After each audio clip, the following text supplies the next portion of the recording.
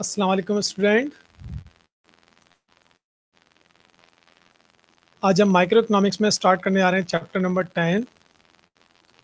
और इस chapter number 10 में हमने 3 टॉपिक्स को कवर करेंगे। इस चैप्टर नंबर 10 में इंशाल्लाह price discrimination, production possibility curve और एक्सटर्नलिटीज़। ठीक है, तो जैसे कि कल जो क्लास हुई थी उसमें हमने डिस्कस किया था, इसको टच दिया था हमने प्राइस डिस्क्रिमिनेशन का कि प्राइस डिस्क्रिमिनेशन क्या होती है। ठीक है, तो उसको आज टॉपिक को इंशाल्लाह कंप्लीट करेंगे।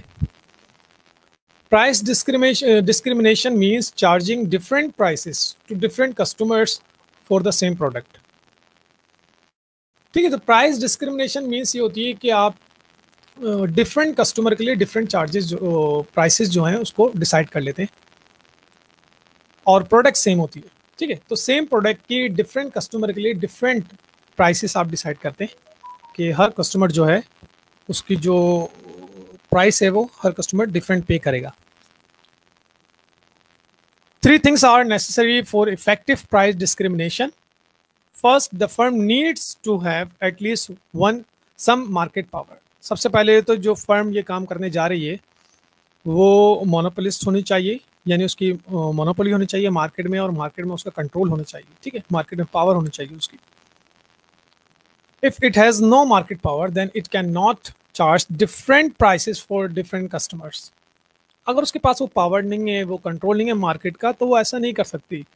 अगर उसके पास नहीं है और दूसरे की कंपटीशन बहुत ज़्यादा है, तो कस्टमर किसी दूसरी तरफ मूव कर जाएंगे, किसी दूसरी फर्म में। ठीक है, उसका जो अल्टरनेटिव है, उसका जो सब्स्टिट्यूट है, वहाँ मूव कर जाएंगे।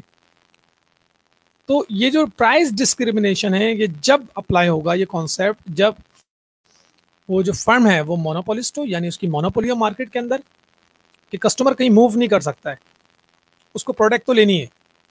ठीक है, तो कम फर्म क्या करती है, वो डिफरेंट कस्टमर के लिए डिफरेंट जो है वो प्राइसेस रखती है। एक इसके एग्जांपल देते हैं। फॉर एग्जांपल हम देखते हैं कि हम किसी एरिया है, फॉर एग्जांपल मलीर का एरिया है या कोई भी इस तरह के एरियाज़ में आप कोई परचेजिंग कर रहे हैं, तो आपको वो जो चीज़ परचेज कर रहे हैं उस प्रोडक्ट के जो प्राइस है वो डिफरेंट होते हैं, और वही प्रोडक्ट आप किसी बड़े मॉल से या बड़ी मार्केट से परचेज करेंगे तो उसके प्राइसेस अलग होते हैं। ठीक है, वो थोड़ा सा हाई प्राइस होते हैं। तो डिसाइड कर लेते हैं जो आपके सेलर हैं कि यहाँ पर इतनी प्राइस मिल जाएगी। तो price discrimination means product same ही है, मगर उसकी प्राइसेस जो है वो डिफरेंट कस्टमर के लिए डिफरेंट है। वो एरिया वाइज भी होते हैं, वो सेगमेंटेशन होती है उसकी बाकायदा, तो सेगमेंट्स के हिसाब से उसकी चार्जिंग अलग कर लो, उसके प्राइस अलग होते हैं। सबसे पहले तो ये जो फर्म ये काम करने जा रही है प्राइस डिस्क्रिमिनेशन के हवाले से, तो उसकी मार्केट के अंदर मोनोपोली होनी चाहिए। ठीक है, और मार्केट में उसकी पावर होनी चाहिए। अगर वो उसके पास वो मोनोपोली नहीं है, पावर नहीं है, तो वो ये काम नहीं कर सकती फिर, इसलिए कि कस्टमर कहीं और मूव कर जाएगा, उसके पास अल्टरनेटिव है। Second, the firm needs to be able to sort the customer into those willing to pay a higher price and those who are not. तो अब ये जो फर्म है उसको सॉर्ट आउट करना पड़ेगा कि इसमें से कौन से कस्टमर हैं जो हायर प्राइस पे कर देंगे, कर सकते हैं, और कौन से कस्टमर जो हैं वो पे नहीं कर सकते। वो एक मुश्किल काम है कि इनको डिफरेंस इनके अंदर रखना। But who would be willing to pay a lower price, identifying these group of customer is difficult. ठीक है, तो वो कम प्राइस कौन पे करेगा, ज्यादा कौन करेगा, तो इन कस्टमर को आइडेंटिफाई करना डिफिकल्ट है। Since customers do not usually bear sign to that effect, often firms create a situation where customers reveal themselves। बहुत सारी जगहों पर कस्टमर अपने आप को जाहिर कर देते हैं कि भाई, फॉर एग्जांपल हम जो डिफेंस से आ रहे हैं, कोई गुलशन से आ रहे हैं, नहीं बड़ी सोसाइटीज से आ रहे हैं, ये देख के अंदाजा हो जाता है, बाकी कस्टमर्स को पता नहीं चलता। तो इधर ये सोचना कि जो कस्टमर इससे आपको कितनी प्राइस रखनी है, इस एरिया वाइज तो ठीक है, मगर अगर आपके पास कस्टमर आ रहे हैं, जरूरी थोड़ी है वो कोई बड़ी एरिया से आ रहे हैं या उसके पास जो है इतना इतना अमाउंट है कि वो आपकी जो भी प्राइस होगी वो पे कर देगा। तो यानी इन कस्टमर में डिफरेंस क्रिएट करना भी थोड़ा सा मुश्किल काम है। Third, the last thing necessary for price discrimination is the inability for customers to resell the product. Third जो है ये बड़ी इंपॉर्टेंट चीज़ है कि प्राइस डिस्क्रिमिनेशन में बड़ी इंपॉर्टेंट चीज़ ये है कि कस्टमर जो है उसको रीसेल ना कर दे कहीं। वो इनएबिलिटी होनी चाहिए कस्टमर में, ऐसा ना हो कि आपसे लेके जा रहे हो कहीं और वो भी सेल कर रहा है। यानी आप फाइनल कस्टमर को दे रहे हैं प्रोडक्ट, अपनी प्रोडक्ट, ठीक है। तो प्राइस डिस्क्रिमिनेशन मींस कि आप सेम प्रोडक्ट की डिफरेंट कस्टमर से डिफरेंट प्राइसेस जो है चार्ज करते हैं, ये कहलाते हैं प्राइस डिस्क्रिमिनेट। प्राइस के अंदर डिस्क्रिमिनेट कर देना, प्राइस के अंदर इम्तियाज पैदा कर देना, ठीक है, सबसे अलग अलग। Condition of price discrimination, the seller must be the monopolist, जैसे अभी हमने डिस्कस किया, सेलर जो है मोनोपोलिस्ट होनी चाहिए। Any firm working under competitive condition can not differentiate between markets. अगर कंपटीशन बहुत ज्यादा है तो वो डिफरेंशिएट नहीं कर सकती मार्केट में, वो फिर आपका जो प्राइस डिस्क्रिमिनेशन है वो कॉन्सेप्ट अप्लाई नहीं हो सकता, इसलिए कि कंपटीशन है। जैसे अभी आपको बताया, कस्टमर कहीं और मूव कर जाएगा, स्विच कर जाएगा। एज इन केस ऑफ वापडा which has monopoly in the production and sales of electricity is in position to charge different prices. तो वापडा के पास ही पावर है, अगर हम बात करें कराची की तो के इलेक्ट्रिक के पास ही पावर है, मोनोपोली है उसकी मार्केट के अंदर, तो वो अपनी प्राइसेस को चार्ज कर सकती है डिफरेंट एरियाज में, डिफरेंट प्राइसेस चार्ज कर लेगी, ठीक है। Elasticities of demand must be different. The market where the demand for the monopolist product is more elastic, he will charge a lower price, low price. अगर ऐसी market जहां पर आपकी जो प्रोडक्ट है उसकी जो डिमांड है वो मोर इलास्टिक है, इन इलास्टिक नहीं है, मोर इलास्टिक है। अगर आप प्राइस इंक्रीज करोगे तो कस्टमर अपनी डिमांड को डिक्रीज कर देगा, यानी कस्टमर की क्वांटिटी डिमांड जो है, क्वांटिटी डिमांड डिक्रीज हो जाएगी, वो बोलेगा नहीं खरीद रहे भैया, अभी बाद में ले लेंगे, ये स्विच कर जाएंगे, दूसरी कोई प्रोडक्ट ले लेंगे। अगर आपकी प्रोडक्ट ऐसी है जो कि इलास्टिसिटी उसमें ज्यादा है, ठीक है, उसकी डिमांड इलास्टिक है, मोर इलास्टिक, तो फिर आप हाई प्राइसेस जो है चार्ज नहीं कर सकते। मगर दूसरी तरफ, while the market where the demand for the monopolist product is less elastic, he will charge a high price. less elastic है, आपके पास जो प्रोडक्ट है वो तो मार्केट में कहीं मिलेगी नहीं आपको, वो मेरे पास ही है बस, लेस इलास्टिक है इसकी डिमांड। अब मैं जितने भी प्राइस इंक्रीज करूं, ठीक है, ठीक है, उसकी भी लिमिटेशन होगी, मगर प्राइस इंक्रीज हो जाएंगे, प्राइस इंक्रीज करके आप अपना प्रॉफिट अर्न कर लेंगे। तो आपको ये भी देखना होगा प्राइस डिस्क्रिमिनेशन में कि आपकी जो प्रोडक्ट है उसकी डिमांड इलास्टिक है, इलास्टिक है, इन इलास्टिक है तो प्राइस डिस्क्रिमिनेशन अप्लाई हो जाएगा, ठीक है। और फर्स्ट पॉइंट, आप मोनोपोलिस्ट हो। सेकंड, आपके प्रोडक्ट की जो डिमांड है वो इन इलास्टिक होनी चाहिए। Third, buyer must remain different. The monopolist must be capable enough to keep his market separate. Consumer should not be able to purchase the commodity from the low prices and resell it in the high market.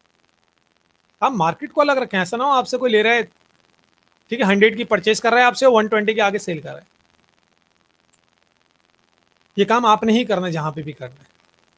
Price discrimination आपके distribution in areas के अंदर जो है वो इस rate पर होगी और दूसरे एरियाज में इस रेट पर होगी, एक में कम रेट पे, एक में हाई रेट पर, ठीक है। तो कंडीशंस क्या है इसकी कि आप फर्स्ट, आप मोनोपोलिस्ट होने चाहिए। सेकंड, आपकी जो डिमांड है वो इलास्टिक नहीं, इन इलास्टिक होनी चाहिए। थर्ड, आपको जो मार्केट है उसको डिफरेंट आप रखें, अपनी सेपरेट रखें मार्केट को। बायर्स आपके अलग होने चाहिए, ऐसा ना हो आगे वो चीज सेल कर दे, रीसेल की पोजीशन में नहीं होनी चाहिए, ठीक है। ये टोटल प्राइस डिस्क्रिमिनेशन था जो कंप्लीट हो गया, ठीक है। नेक्स्ट टॉपिक है production possibility curve. Production possibility curve को हम क्या बोलते हैं? प्रोडक्शन पॉसिबिलिटी फ्रंटियर भी बोलते हैं इसको, और प्रोडक्शन पॉसिबिलिटी कर्व भी बोलते हैं इसको। Production possibility curve is a curve which shows various combinations of the amounts of two goods which can be produced within the given resources and technology. Production possibility curve यानी production की कितनी possibility है, मेरे पास limited resources हैं और जो technology वो भी एक लिमिटेड है, ये टेक्नोलॉजी और ये रिसोर्सेस हैं। इन रिसोर्सेज और टेक्नोलॉजी के बेस पर मैं कितनी प्रोडक्शन कर सकता हूँ, कितनी पॉसिबिलिटी है। अगर मैं प्रोडक्ट ए प्रोड्यूस करता हूँ, ठीक है, तो उसकी कितनी पॉसिबिलिटी है, अगर मैं बी प्रोड्यूस करता हूँ उसकी कितनी पॉसिबिलिटी है। तो प्रोडक्शन पॉसिबिलिटी कर्व आपको ऐसा कर्व है जो आपको ये बता रहा होता है कि आपके पास जो है टू प्रोडक्ट, सबसे पहली बात जो अजम्पशन है वो है कि टू प्रोडक्ट्स आप प्रोड्यूस कर रहे हैं, ठीक है, टू गुड्स हैं, क्यों? It is a curve which shows various combinations of the amount of two goods होने चाहिए which can be produced within the given resources and technology. जो गिवन रिसोर्सेस और टेक्नोलॉजी है उसके अंदर रहते हुए आप जो है टू गुड्स प्रोड्यूस करेंगे, तो कितनी पॉसिबिलिटी है कि अगर आप ए गुड्स प्रोड्यूस करते हैं या बी गुड्स प्रोड्यूस करते हैं, ठीक है, तो कितनी पॉसिबिलिटी आप कितनी प्रोड्यूस कर सकते हैं, या आप अगर ए को कम करके बी को इंक्रीज करना चाह रहे हैं तो उसकी पॉसिबिलिटीज, ठीक है, ये सब चीजें हम इसमें डिस्कस करेंगे। A PPF illustrates several economic concepts such as allocative efficiency, economies of scale, ठीक है। एलोकेटिव एफिशिएंसी यानी कितनी एलोकेशन कर सकते हैं, कितनी एफिशिएंसी है इसमें, क्या आप अपने रिसोर्सेज की एलोकेशन किस तरह करेंगे। इकोनॉमीज ऑफ स्केल, जैसे कि हम डिस्कस कर चुके हैं इससे पहली क्लासेस में कि इकोनॉमीज ऑफ स्केल मींस कि आपका जो स्केल है वो स्मॉल स्केल ऑफ प्रोडक्शन होगा या लार्ज स्केल ऑफ प्रोडक्शन होगा, ठीक है। अपॉर्चुनिटी कॉस्ट और marginal rate of transformation. Opportunity cost यानी अगर आप ए और बी प्रोड्यूस कर रहे हैं, तो अगर आप ए को थोड़ा सा कम करके बी को इंक्रीज करते हैं तो कितने यूनिट आप बी के प्रोड्यूस कर सकते हैं। Productive efficiency and scarcity of resources, the fundamental economic problem that all societies face, ठीक है। तो उसमें यह भी है कि स्केर्सिटी ऑफ रिसोर्सेज है, हमारे पास रिसोर्सेज लिमिटेड हैं, तो हम उस लिमिटेड रिसोर्सेज को कैसे यूटिलाइज करें, how to utilize limited resources of a country. Not only country, हम अपनी बात भी कर रहे हैं, हम भी हैं उसके अंदर, हमारे भी रिसोर्सेज लिमिटेड हैं, ठीक है। अभी हम प्रोडक्शन की बात कर रहे हैं तो हम किसी भी इंडस्ट्री की बात कर रहे हैं, ठीक है। तो इंडस्ट्री के अंदर या कोई भी फैक्ट्री है, ठीक है, तो उस स्केर्सिटी ऑफ रिसोर्सेज तो हैं, उन इसके रिसोर्सेज के अंदर वो किस तरह से प्रोडक्शन करे, ठीक है, और वो इस तरह प्रोडक्शन करनी है कि उसको मैक्सिमम यूटिलाइजेशन ऑफ रिसोर्सेज भी करना है और जो टेक्नोलॉजी है उसी टेक्नोलॉजी को उसको यूज करना है, ठीक है। तो प्रोडक्शन पॉसिबिलिटी कर्व ऐसा कर्व है जिसके अंदर जो है कॉम्बिनेशन जो होते हैं टू कमोडिटीज की या टू गुड्स होती हैं उसके अंदर, और वो जो गिवन रिसोर्सेज और टेक्नोलॉजी उसके अंदर वो प्रोड्यूस की जाती हैं। ये इसका कर्व बना हुआ है, प्रोडक्शन पॉसिबिलिटी कर्व बना हुआ है, क्या लिखा हुआ है, graphical representation showing all the possible option of output for two products that can be produced using all factors of production।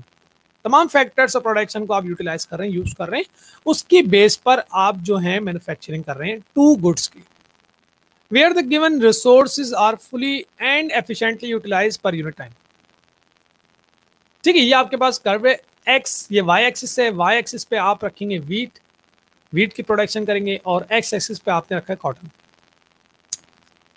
ए की बात करते हैं, अगर ए पॉइंट की बात करें तो आप 200, अगर वो जो लिमिटेड रिसोर्सेस हैं उसमें आप 200 वीट प्रोड्यूस कर सकते हैं एंड 300 आप कॉटन प्रोड्यूस कर लीजिए, ठीक है। हाँ, अगर आपको कॉटन की प्रोडक्शन ज्यादा करनी है तो वीट आपको कम करने पड़ेगी, ठीक है। आप ये अगर इंक्रीज करना चाह रहे हैं, ठीक है, तो ये डिक्रीज करेंगे तो आपकी कॉटन की प्रोडक्शन इंक्रीज होगी, ठीक है। तो आप क्या कर रहे हैं, वीट की आउटपुट आपने कम कर दी और कॉटन की आउटपुट आपने बढ़ा दी, ठीक है। तो अगर आप कॉटन की प्रोडक्शन इंक्रीज करना चाहते हैं तो आपको वीट की प्रोडक्शन कम करना पड़ेगी, ठीक। क्या लिखा है, 100 extra tons of cotton involve sacrificing 40 tons of wheat. अगर आपको 100 कॉटन इंक्रीज करनी है तो सेक्रीफाइस करना पड़ेगा आपको 40 ton of wheat, 40 ton of wheat को सेक्रीफाइस करेंगे आप, ठीक है। देन आप 100 यूनिट के cotton 100 extra ton of cotton produce कर लेंगे, ठीक है। तो इसकी अपॉर्चुनिटी कॉस्ट क्या बनी, the opportunity cost is 40 divided by 100। 40 को 100 से डिवाइड करेंगे आप, यानी वो 40 40 और 100, तो एक जीरो आपने काट दिया, तो 4/10, यानी 4/10 of a ton of wheat for each extra ton of cotton. तो opportunity cost of 4/10 of cotton of ton of wheat, 4/10 of a ton of wheat for each extra ton of cotton, ठीक है। तो ये आपकी opportunity cost बनेगी। Production possibility curve का ये जो पॉइंट है इसमें हम देखेंगे ये जो पॉइंट्स लगे हुए ये क्या बता रहे हैं आपको, ठीक है। जैसे हमारे पास A B C D E and F ये पॉइंट्स, ठीक है। पहले देखते हैं डी और ई क्या बता रहे हैं आपको। डी ई बता रहे हैं आपको D and E are inefficient combination that is not all resources fully utilize, यानी आपने अपने रिसोर्सेज को फुली यूटिलाइज नहीं किया। आप इस वक्त डी और ई की पोजीशन पर हैं, आपके ये रिसोर्सेज हैं, ये रिसोर्सेज एंड टेक्नोलॉजी आपके पास ये है और आप प्रोडक्शन कर रहे हैं डी और ई की, यानी आप अपने रिसोर्सेज को फुली यूटिलाइज नहीं कर रहे हो, डी और ई पे स्टैंड कर रहे हैं अगर आप, ठीक है। तो हमने क्या एजम्पशन पढ़ी थी कि डी और ई यानी एक फर्म जो भी आउटपुट करेगी वो अपनी जो रिसोर्सेज हैं उसको फुली यूटिलाइज करेगी। तो डी और ई पर तो आप अपने रिसोर्सेज को फुली यूटिलाइज नहीं कर रहे हो, ठीक है। एफ की बात करते हैं। एफ में क्या हो रहा है? F is an output combination that is not yet attainable as it lies beyond the PPF. ये प्रोडक्शन पॉसिबिलिटी कर्व के बाहर का पॉइंट है, यानी आपके पास रिसोर्सेज लिमिटेड हैं, आप इससे बाहर तो जा ही नहीं सकते। एफ तक तो आप अटेंड कर ही नहीं सकते ना इसको, इसलिए कि आपके रिसोर्सेज तो ये हैं, ए बी सी हैं, तो बाहर नहीं जा सकते, ठीक है। इसको देख के आपको एक चीज क्लियर हुई होगी, हमने पढ़ी थी budget line in difference curve में। तो बजट लाइन से बाहर तो आप जा ही नहीं सकते, ठीक है, आप बजट लाइन के अंदर रहेंगे। तो ये बजट लाइन से बाहर वाला पॉइंट है, इसको इस तरह क्लियर करें आप, ठीक है। ये डी ई और एफ क्लियर हो गया। अब आते हैं A B C. A B C are all efficient output combinations as they lies on the existing PPF. ये मेन जो कर्व है ए बी सी, ये पॉइंट आपको बता रहे हैं कि आप अपने रिसोर्सेस और टेक्नोलॉजी को फुली यूटिलाइज कर रहे हैं। ए बी सी पर आपकी फुल यूटिलाइजेशन हो रही है, ऑप्टिमम यूटिलाइजेशन हो रही है, मैक्सिमम यूटिलाइजेशन हो रही है एबीसी पर, बाहर जा नहीं सकते, अंदर आपकी इनएफिशिएंट यूज है, ठीक है। तो डीई बता रहे हैं आपको कि आप अपने रिसोर्सेज को जो कंप्लीटली या फुली यूटिलाइज नहीं कर रहे। एफ बता रहे हैं कि आप उसको अटेंड ही नहीं कर सकते, एफ तो बजट लाइन ये जो कर्व है इससे बाहर है। एबीसी आपको ये बता रहे हैं कि आप अपने रिसोर्सेज को फुली यूटिलाइज कर रहे हैं और ये पॉइंट आपका जो है मैक्सिमम पॉइंट, ठीक है। Consider 4 key assumptions of production possibilities, two goods. First, two goods. A simplifying assumption of production possibility analysis is that the economy produce only two goods. आपकी जो इकोनॉमी है वो सिर्फ 2 गुड्स प्रोड्यूस कर रही है इस वक्त, ठीक है। ये हम डिस्कस कर चुके हैं कि 2 गुड्स की प्रोडक्शन होगी, A and B, wheat and cotton, ठीक है। Next, fixed resources. A second assumption is that the economy has limited and fixed quantities of resources. जो उसके वो रिसोर्सेस हैं वो लिमिटेड हैं, ठीक है, उन्हीं लिमिटेड रिसोर्सेस के अंदर उसको प्रोडक्शन करनी है जो भी। Fixed technology. A third assumption is that the company has a fixed level of technology. Technology fixed है, ठीक है, वो बाहर मूव नहीं करेगा, उसी फिक्स्ड टेक्नोलॉजी के अंदर वो अपनी जो प्रोडक्शन है वो करेगा। Technical efficiency. The last assumption is that resources are used in a technically efficient manner. Technically efficiency means there is no waste in production, that the most physical output is obtained from the resources input. यानी आप कोई waste, technical efficiency means कि आपने अपने resources को maximum या fully utilise किया है और उसमें कोई भी वेस्ट नहीं हुआ है, फुली यूटिलाइजेशन हुई है, ठीक है। तो उसमें एक पॉइंट क्लियर करें, अगर टेक्नोलॉजी इंक्रीज हो जाएगी तो क्या होगा, ये कर्व आगे मूव कर जाएगा, ठीक है। ये यहां से नहीं, अब ये ऊपर से ये ऐसे शिफ्ट कर जाएगा आगे, जैसे कि हमने इन डिफरेंस कर्व में डिस्कस किया था। अगर इनकम इंक्रीज हो जाएगी तो आपकी बजट लाइन आगे मूव कर जाएगी, ठीक है। बिल्कुल इसी तरह अगर आपकी टेक्नोलॉजी इंक्रीज होगी तो आपका जो प्रोडक्शन पॉसिबिलिटी कर्व है ये आगे मूव कर जाएगा, ठीक है। तो अब प्राइस डिस्क्रिमिनेशन एंड सेकंड क्या था, प्रोडक्शन पॉसिबिलिटी कर्व, और ये लास्ट है आपका पब्लिक गुड्स एंड एक्सटर्नलिटीज।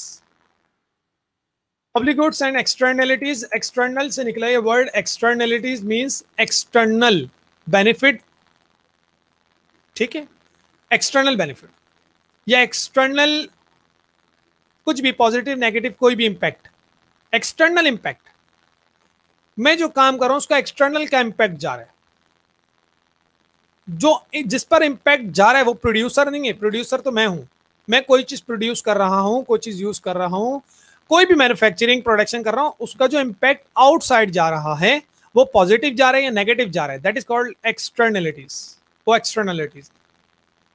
ठीक है, पब्लिक गुड्स। और ये टॉपिक क्या है इसको डिस्कस करते हैं आगे। Decision made by firms and individuals in a market often have a spill over effect on other people. Means जो भी फर्म और इंडिविजुअल जो भी डिसीजन ले रहे होते हैं उसका इम्पैक्ट जो होता है वो बाहर जा रहा होता है, उसका बोलते हैं सरप्लस इफेक्ट है, दूसरों पर, लोगों पर जाता है। आपने इधर फैक्ट्री लगाई है, फैक्ट्री लगाने के बाद बाहर उसका इम्पैक्ट क्या जा रहा है, यहां मैन्युफैक्चरिंग कर रहे हैं, इसका इम्पैक्ट बाहर क्या जा रहा है। सही है, आपने अपने घर के आगे ग्रास और थोड़ा सा अच्छी इन्वायरमेंट बनाया हुआ है घर के आगे, उसका इम्पैक्ट सोसाइटी में क्या जा रहा है। तो वो जो इम्पैक्ट बाहर के लोगों को पड़ रहा है या, ठीक है, वो कहलाता है externalities. Whether it be for good, वो चाहे वो अच्छा हो सकता है, like your neighbours sweet smelling cookies, आपके नेबर में कुकीज बने हैं, उसकी खुशबू आपके पास आ रही है तो आपको अच्छा लग रहा है, वो अच्छा लग रहा है आपको, ठीक है। तो काम आपके पड़ोस में हो रहा है, यानी नेबर में काम हो रहा है, ठीक है, मगर उसका इम्पैक्ट आप पर जा रहा है, ये पॉजिटिव इम्पैक्ट है। और for the bad, the smelly paper plant that open up a mile away, आपके घर के 1 मील दूर एक पेपर का प्लांट लगा और उसमें से एक स्मेल आ रही है पेपर की, जो पेपर को बनाते हैं मैन्युफैक्चरिंग में, तो उसकी स्मेल जो है वो आपके घर तक आती है, तो उससे आपको अच्छा नहीं लग रहा होता, अच्छा फील नहीं करते आप, तो ये नेगेटिव इम्पैक्ट है। ठीक है, तो इम्पैक्ट पॉजिटिव भी हो सकता है, नेगेटिव भी।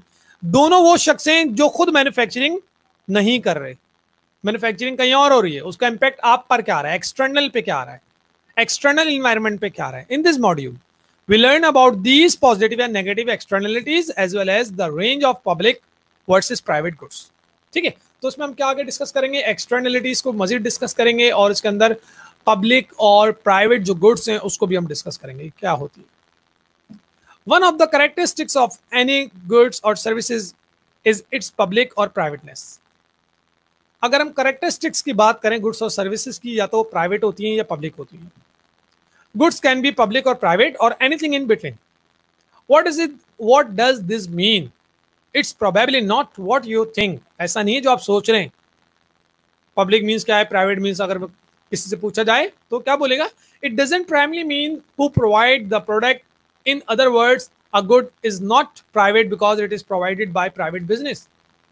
ऐसा नहीं है कि private business अगर आपको कोई चीज प्रोवाइड कर रहा है तो private goods हैं। A good is not public because it is provided by the government. अगर गवर्नमेंट प्रोवाइड कर रही है तो पब्लिक गुड्स है, नहीं ऐसा नहीं है। Rather private public is more or description of how these goods are consume. असल मसला है कि कंज्यूम कैसे हो रही है और कौन कर रहा है, ठीक है, और कैसे कर रहा है, ये इंपॉर्टेंट है। All of us consume private goods and public goods. There are 3 basic cases. A private good is one for which the consumer pays all the cost and receive all the benefit. If you buy an apple to eat, no one gets the share any part of the apple that you eat. Private goods का मतलब ये होता है कि आप जो चीज जिसके लिए आपने पे किया है उसकी कॉस्ट आपने पे की है और उसके बेनिफिट भी आप लेंगे तमाम। जैसे कि एप्पल है, वो आप सेब खा रहे हैं तो वो कोई और आपसे नहीं बोलेगा मुझे भी दे दो, ये मेरा भी इसमें शेयर है, नहीं, वो आपने परचेज किया है, वो आपका है, आप खाएं उसको, ठीक है। तो प्राइवेट गुड्स का मतलब ये हो गया जिसके आपने पेमेंट की है और उसके बेनिफिट भी आप अकेले रिसीव कर रहे हैं, यह है private goods. Public goods is one where one person consumption doesn't prevent any one else from consuming it to.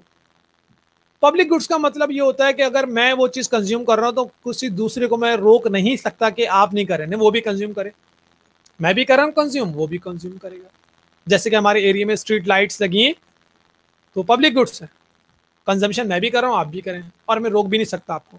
National defence is the classic example, once it's there everyone gets the benefit of it, और सब उससे फायदा उठा रहे हैं, ठीक है। Private goods means मैंने उसकी पेमेंट की है, कंज्यूम भी मैं खुद करूंगा, उसके बेनिफिट मैं खुद लूंगा, दूसरा नहीं ले सकता, मैं रोक सकता हूं दूसरे को, वो एप्पल मैंने परचेज किया तो मैं ही खाऊंगा, ठीक है, ये प्राइवेट गुड्स।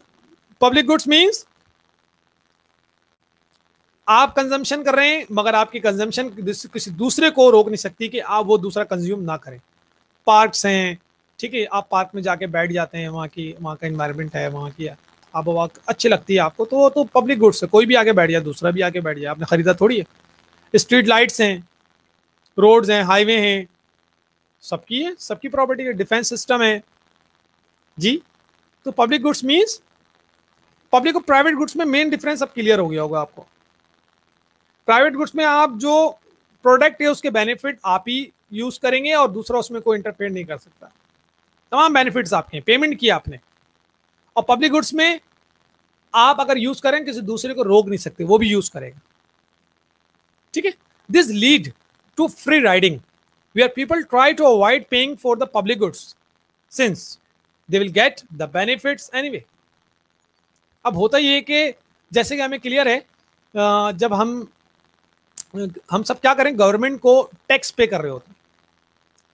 गवर्नमेंट ने बोला कि आप सब टैक्स पे करें, वो जो टैक्स की अमाउंट आएगी, और जैसे कि आपको पता है tax is the compulsory payment which is paid by the citizen to the government, और गवर्नमेंट को उसके जरिए अपने जो भी डेवलपमेंट नॉन डेवलपमेंट जो भी प्रोग्राम होते हैं वो फिर वो रन करती है, ठीक है। टैक्स तो पेमेंट है, वो तो आपको करनी पड़ेगी, उसको डायरेक्ट है, इनडायरेक्ट है, और बहुत सारे टाइप्स है, ठीक है। डायरेक्ट इनडायरेक्ट मेन है। तो वो जो टैक्सेस पे करेंगे तो गवर्नमेंट के पास वो रेवेन्यू आएगी, रेवेन्यू से गवर्नमेंट वो आगे डेवलपमेंट नॉन डेवलपमेंट जो भी प्रोग्राम है वो रन करेगी। अब हुआ ये कि मैंने तो गवर्नमेंट को टैक्स फॉर एग्जांपल पे नहीं किया, गवर्नमेंट को टैक्स ही पे नहीं किया, या और बहुत सारे लोग गवर्नमेंट को टैक्स पे नहीं कर रहे, ठीक है। सपोज कर लें आप सब दे रहे हो, अगर टैक्स पे नहीं कर रहे आप, वो जो स्ट्रीट लाइट लगी वो आप यूज कर रहे हैं, एयर डिफेंस सिस्टम आपके लिए भी है, पार्क्स बने हुए हैं, ठीक है, वो आपके लिए भी है, हाईवे रोड आप भी यूज कर रहे हैं उसको, ठीक है। तो आप क्या कहलाएंगे, आप कहलाएंगे free riding. This leads to free riding. क्या लिखा है, where people try to avoid paying for the public goods since they will get the benefit anyway. तो बेनिफिट तो ले रहे हैं वो, मगर टैक्स पे नहीं कर रहे, मगर बेनिफिट ले रहे हैं, तो फ्री राइडिंग है, फ्री राइडर है वो, समझे। वो कॉन्सेप्ट फ्री राइडिंग कहलाता है, और वो फ्री राइडर होगा, ठीक है। तो अभी हम डिस्कस करते हैं पब्लिक गुड्स और प्राइवेट गुड्स, वो क्लियर हो गया आप। Externalities, markets offer an efficient way to put buyer and sellers together to determine the quantity of goods which will be produced, the price that will be charged. Market offer करती है, एक efficient way offer करती है buyer and seller को कि वो अपनी quantity of goods को डिटरमाइन करें कि कितनी उनको प्रोडक्शन करनी है, कितनी प्राइस चार्ज करनी है, सेलर डिसाइड करेगा कितनी प्रोडक्शन करूं, कितनी प्राइस चार्ज करूं, ये मार्केट, मेन मार्केट के अंदर, ठीक है। बायर भी है और सेलर भी है, दोनों आपस में। But the efficiency of market depends on the assumption that only the buyer and seller are affected by the transaction. Normal assumption यही है कि एफिशिएंसी ऑफ मार्केट डिपेंड करती है इस एजम्पशन पे कि जो ट्रांजैक्शन होगी उसके बेनिफिट बायर सेलर को मिलेंगे। मैं मोबाइल आपको सेल कर रहा हूं, तो मोबाइल आपको सेल कर दिया, तो आपके पास मोबाइल आ गया, मेरे पास पेमेंट आ गई उसकी, ठीक है, मेरे पास अमाउंट आ गई, आपके पास मोबाइल आ गया, हम दोनों को इसके बेनिफिट मिले। What happens when a voluntary exchange affect a third party who is neither the buyer not the seller. तो उस कंडीशन में क्या होगा, जब थर्ड पार्टी को भी उसके फायदे मिले और ना ही वो सेलर है ना बायर है। यही हम डिस्कस करते हैं ना एक्सटर्नलिटीज के अंदर, कि प्रोडक्शन मैं कर रहा हूं और जो पेपर की प्रोडक्शन हो रही है वो खरीदेंगे कोई और, आप नहीं खरीद रहे। आप जो मेरी फैक्ट्री है, प्लांट लगा उसके अतराफ में सराउंडिंग है, उस करीब एरिया में आप रहते हैं, अब पेपर आप नहीं परचेस करते, मुझसे तो नहीं खरीदते आप, ठीक है। प्लांट यहां लगा है और एक कोई समझे कोई भी शख्स है, वो कंज्यूमर है या कोई भी फर्म है, दूसरी कोई फर्म है, वो परचेस करती है पेपर हमसे, ठीक है। तो मैं सेलर हो गया, वो बायर हो गया, मगर आपको क्या फायदा मिल रहा है, आपको नुकसान मिल रहा है। ये नुकसान है कि उसकी जो स्मेल आ रही है उससे आपको नुकसान पहुंच रहा है, यानी आपको अच्छी नहीं लगती, ठीक है। इसी तरह का कुकीज बनने या कोई चीज बन रही है, पिज्जा बनता है, बिरयानी पकती है, ठीक है, तो उसकी स्मेल भी आ रही है तो आपको अच्छी लग रही है, तो ना आपने बिरयानी खरीदनी है, ना मुझे आपको बेचनी है। फॉर एग्जाम्पल, ठीक है, मैं सेलर हूँ और कोई शख्स है वो बायर है, मगर आपको उसकी स्मेल आती है और आपको अच्छा लगता है वो, तो ये बेनिफिट होगा, एक्सटर्नल बेनिफिट होगा। ठीक है, घर के बाहर मैंने एक बल्ब लगा दिया, मैंने लगाया अपने लिए, मगर उसके फायदे गली में गुजरने वालों को होते। घर के बाहर एक गार्डन बना दिया छोटा सा, उसमें तो मैंने अपने लिए बनाया था घर के बाहर, मेरा घर अच्छा लगे, मगर बाहर से गुजरने वालों को भी अच्छा लगता है उसको देख के। ठीक है, तो एक्सटर्नलिटीज, एक्सटर्नल खारजी, एक्सटर्नल बेनिफिट्स। ठीक है, नेगेटिव पॉजिटिव एक्सटर्नलिटीज, ये पॉजिटिव नेगेटिव दोनों हो सकती है। जैसे अभी आपको बताया ना, पावर जो प्लांट लगा हुआ है पेपर का, उससे नेगेटिव हो रही है, और जिसने घर के आगे बल्ब लगा दिया या एक गार्डन बना दिया छोटा सा, उसमें फूल लगाए हुए अच्छे अच्छे, तो उससे लोगों को पॉजिटिव एक्सटर्नलिटीज मिल रही है। ठीक है, तो negative positive externalities, consider an example of a concert producer who want to build an outdoor arena that will host country music concert half mile from your neighbourhood. आपके आधे मील के फासले पर, आपके घर के बाहर आधा मील का फासला है, वहां पर एक कॉन्सर्ट हो रहा है जिसके अंदर जो है एक नेशनल कोई प्रोग्राम हो रहा है कंट्री का, फॉर एग्जांपल डिफेंस का कोई प्रोग्राम हो रहा है 6 सितंबर के हवाले से। You will be able to hear these outdoor concert while sitting in your dining room. आप डाइनिंग रूम में बैठे हैं, मगर आपको उसकी आवाजें आ रही है, वहां पे म्यूजिक चल रहा है, आपको आवाज आ रही है। The effect of a market exchange on the third party who is outsider और external to the exchange is called an externality. ठीक, दोबारा वही कॉन्सेप्ट आ रहा है कि आपके पास जो आ रही है, आपके पास जो वॉइस आ रही है, अब एक्सटर्नलिटी ये कहलाती है वो, because externalities that occurs in market transaction effect other parties beyond those involve. आप इन्वॉल्व नहीं है उसके अंदर, आप ना कॉन्सर्ट में बैठे हैं, ना आपने वो अरेंज किया है, मगर आपको आवाज आ रही है, तो इन्वॉल्व है। They are sometime called spillovers. ये एक सरप्लस इफेक्ट होता है। ठीक है, एक्सटर्नलिटीज कैन बी नेगेटिव और पॉजिटिव, पॉजिटिव नेगेटिव दोनों हो सकती है। If you hate country music, then अगर आपको नफरत है उस चीज से, आपको अच्छा नहीं लग रहा है, यानी नफरत से मुराद आपको अच्छा नहीं लग रहा है, then having it bear into your house every night would be a negative externality. मगर आपको डेली वो सुनना पड़ रहा है, वो अब वो कितने दिन का, 3-4 दिन का, जितने भी है, तो जितने दिन तक आपको सुनना पड़े, आपको उसको बुरा लग रहा है, आपके सर में दर्द हो जाता है, या वो बहुत उसका साउंड बहुत तेज है। इफ यू लव, अगर आप उस म्यूजिक से लव कर रहे हैं, then what amount to a series of free concert would be a positive externality. आपको फ्री में म्यूजिक मिल रहा है तो आपको अच्छा लग रहा है भाई, तो आपके लिए पॉजिटिव हो गई। ठीक है, तो एक्सटर्नलिटीज पॉजिटिव भी हो सकती है और नेगेटिव दोनों हो सकती है। ठीक है, बस ये लास्ट पॉइंट है इसका, marginal private benefits MPB and marginal social benefit MSB. Individual demand reflect the marginal benefit a consumer receive from some product. अगर हम इंडिविजुअल डिमांड की बात करें, तो इंडिविजुअल डिमांड जो है वो मार्जिनल बेनिफिट दे रही होती है कस्टमर को, एक कंज्यूमर को, जो उस प्रोडक्ट से रिसीव करता है। ठीक है, वो मार्जिनल बेनिफिट है, फायदे मिल रहे। when we sum all individual demands, अगर हम तमाम इंडिविजुअल डिमांड्स को सम कर लें, we get the market demand, तो वो बन जाएगी मार्केट डिमांड। डिफरेंस क्या है? इंडिविजुअल डिमांड यानी मेरी डिमांड कितनी है, वो इंडिविजुअल डिमांड है। मार्केट डिमांड कितनी है, उन तमाम इंडिविजुअल्स को प्लस कर लें, वो मार्केट डिमांड है। ठीक है, market demand captures the marginal private benefit. अच्छा, मार्केट डिमांड से यानी एग्रीगेट डिमांड से, मार्केट डिमांड से जो आपको बेनिफिट मिलेंगे वो कहलाएंगे marginal private benefits of the product, since it measures the benefit received by the consumer who purchased the product. Some products provide both private and external benefit.